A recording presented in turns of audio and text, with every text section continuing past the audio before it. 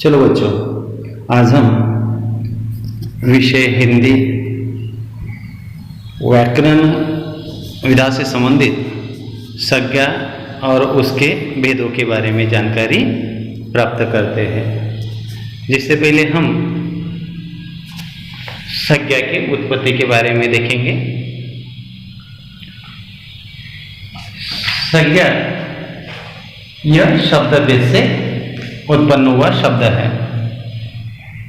शब्द के दो प्रकार हैं, एक विकारी शब्द और दूसरा अविकारी शब्द। विकारी शब्द लिंग वचन कारक के अनुसार जिसमें कोई बदल नहीं होता है, ऐसे शब्दों को विकारी शब्द कहते हैं।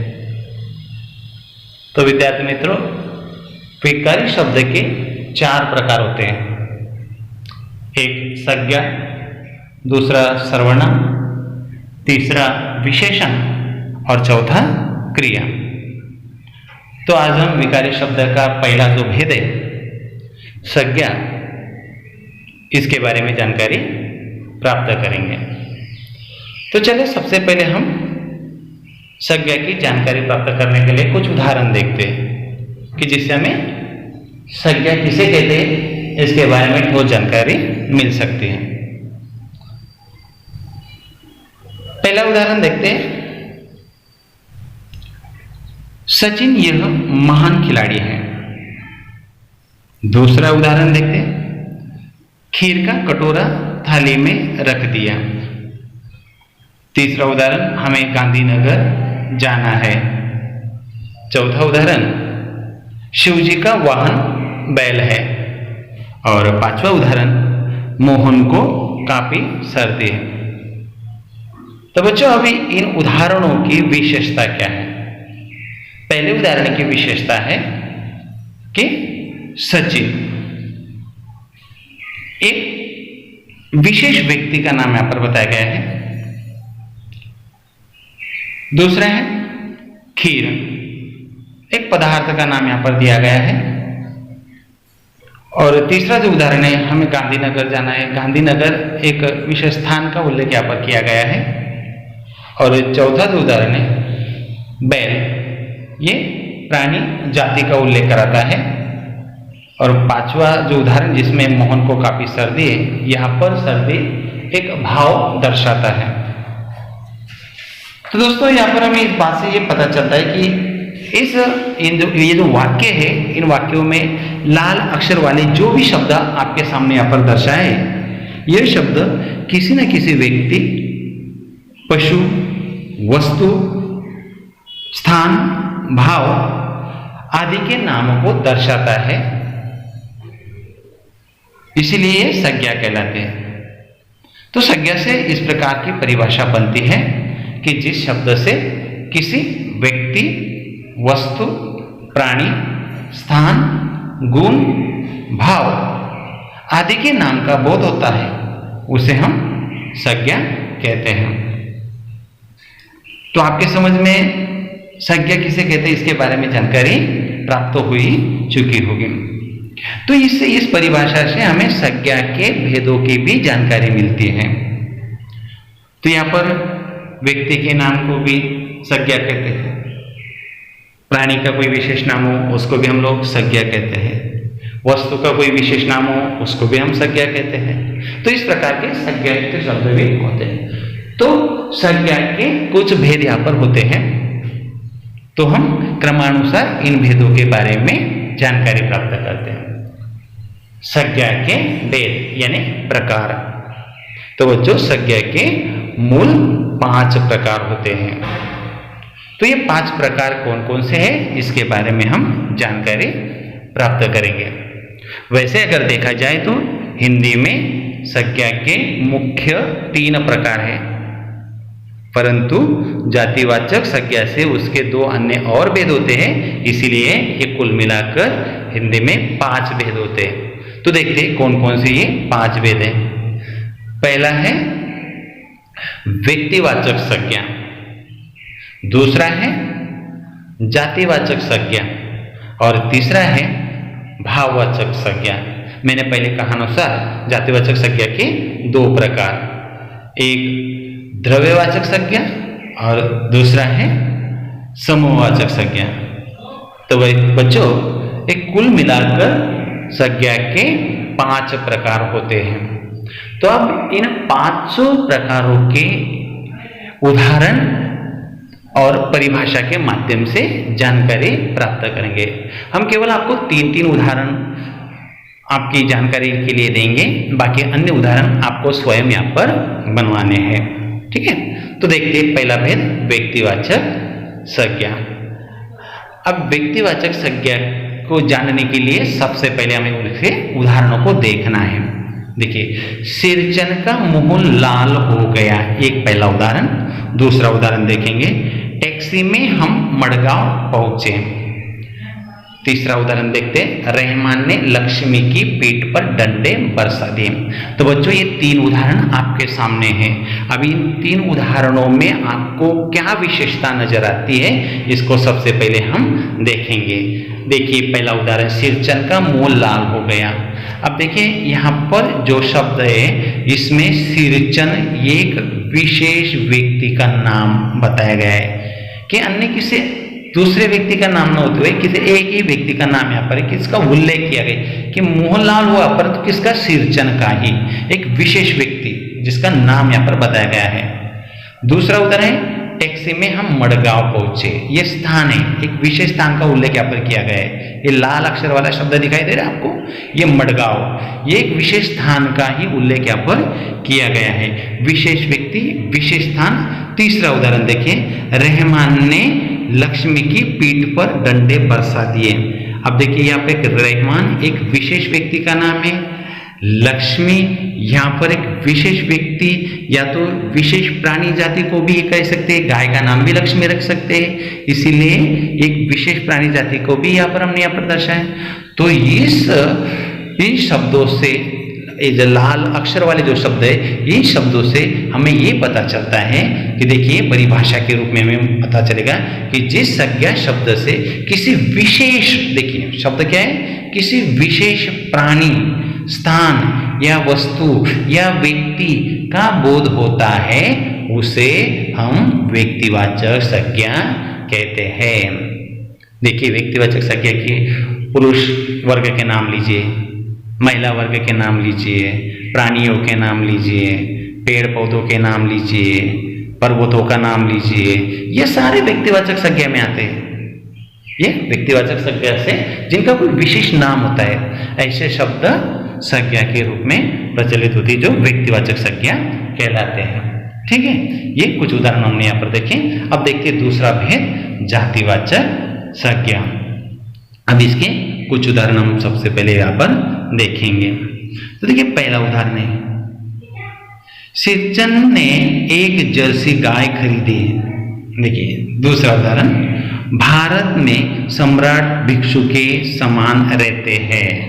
देखिए तीसरा उदाहरण, भारत में ऊंची पर्वत श्रृंखलाएं हैं। देखिए अब ये 3 उदाहरण आपके सामने दिए गए। अब इन 3 उदाहरणों की विशेषता क्या है, अब लाल अक्षर वाले जो शब्द है उनको आपको अच्छे से समझना है। ठीक है, सिरचन ने एक जर्सी गाय खरीदी। यहाँ पर देखिए शब्द गाय शब्द हमने यहाँ पर लाल करके आपके सामने रखा है।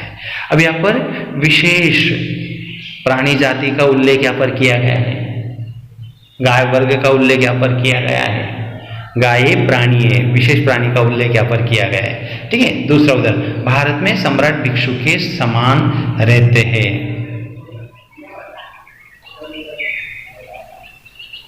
अब भिक्षु का एक वर्ग होता है, सम्राट जो भिक्षा मांगने वाले या तो दीक्षा लेने वाले ऐसे तो लोग हैं। भिक्षु का एक वर्ग है, एक विशेष जाति का उल्लेख यहाँ पर किया गया है, इसीलिए हमने इस शब्द को लाल रंग में आपके सामने दर्शाया। इसको आपको समझना है कि एक विशेष जाति है, भिक्षु जाति है, अलग से जाति का उल्लेख यहाँ पर किया गया है। उसके बाद भारत में ऊंची पर्वत श्रृंखला है, यहाँ पर पर्वत शिखा है, बहुत सारे पर्वत है, परंतु इनकी एक विशेष जाति है, पर्वतों की एक विशेष जाति का उल्लेख यहाँ पर किया गया। तो हमें यहाँ पर इन उदाहरणों से हमें ये जो लाल अक्षर वाले जो शब्द है एक विशेष जाति समूह का उल्लेख यहाँ पर दर्शाते हुए यहाँ पर दिखाई देते हैं, जिससे हमें यह परिभाषा प्रचलित होती है कि जो संज्ञा शब्द किसी प्राणी, स्थान या वस्तु की पूरी जाति का बोध कराते हैं, एक वस्तु को नहीं तो उनके पूरी जाति समूह का बोध कराते हैं। जैसे कि आप लोग बकरी, भेड़ बकरियों की जाति होती है, पेड़ पौधों की जाति होती है, नदियों की जाति होती है, अलग अलग नदी एक जात समूह है जिसमें उनका अगर कोई विशेष नाम रख दिया तो वो व्यक्तिवाचक में आएगा, पर तो नदी एक जाति से संबंधित है, इसलिए उनका एक समूह था। महिला, पुरुष, ये जाति वर्ग है जो ऐसे समूहों के संबंधित रखने वाले शब्द है, विशेष वर्ग है, तो ये जातिवाचक संज्ञा में, जैसे मैंने अन्य कुछ उदाहरण आपके सामने रखे हैं ये। तो इस प्रकार यह जातिवाचक संज्ञा कहते हैं कि जो संज्ञा शब्द किसी प्राणी, स्थान या वस्तु की पूरी जाति का बोध कराते हैं उन्हें हम जातिवाचक संज्ञा कहते हैं।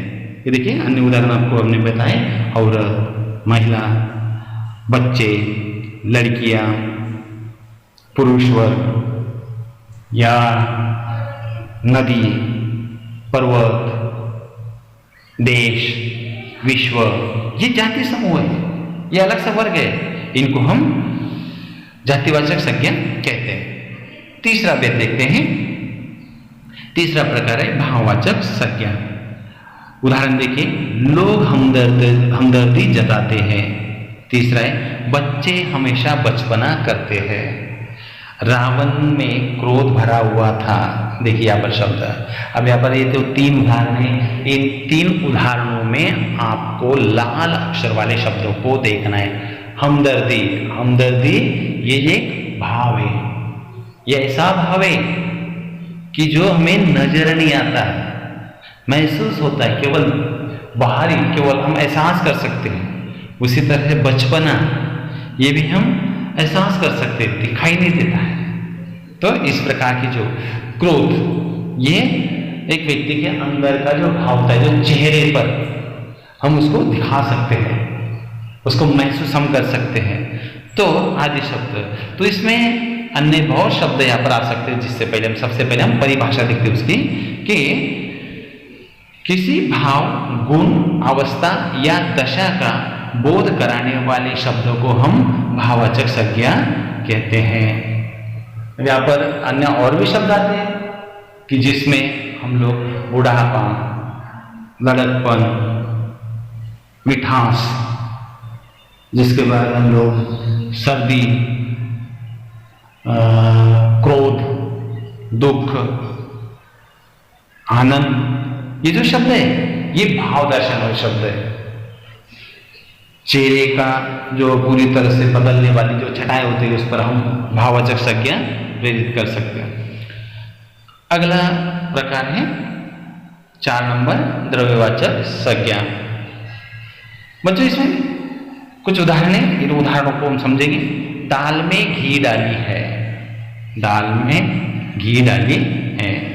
अगला उदाहरण, लक्ष्मी ने 2 दिन से दूध नहीं दिया। चौथा है, तीसरा है, सोना चांदी और भी महंगे होते जा रहे हैं। अब यहाँ पर देखिए, दाल, दाल भी एक द्रव्यवाचक शब्द है जो हमारे द्वारा यहाँ पर लाल रंग से दर्शाना छूट चुका है। घी शब्द देखिए, ये भी एक द्रव्यवाचक शब्द है, द्रव्य शब्द होता है यहाँ पर लक्ष्मी ने 2 दिन से दूध नहीं दिया। यहाँ पर दूध शब्द देखिए, ये दूध शब्द ये भी एक द्रव्य से संबंधित है, पदार्थवाचक शब्द है, पदार्थ है। सोना चांदी ये भी एक द्रव्य से संबंधित है।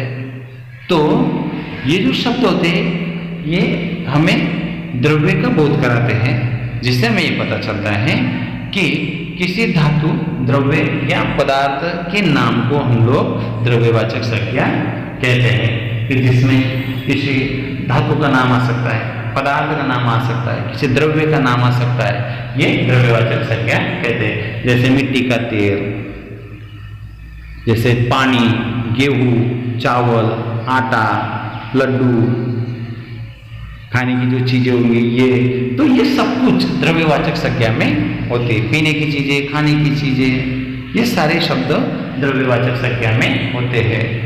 जिसमें धातु में आप लोग कहेंगे सोना, चांदी, सारे आभूषण, गहने, ये शब्द द्रव्यवाचक संज्ञा में हम लोग ले सकते हैं।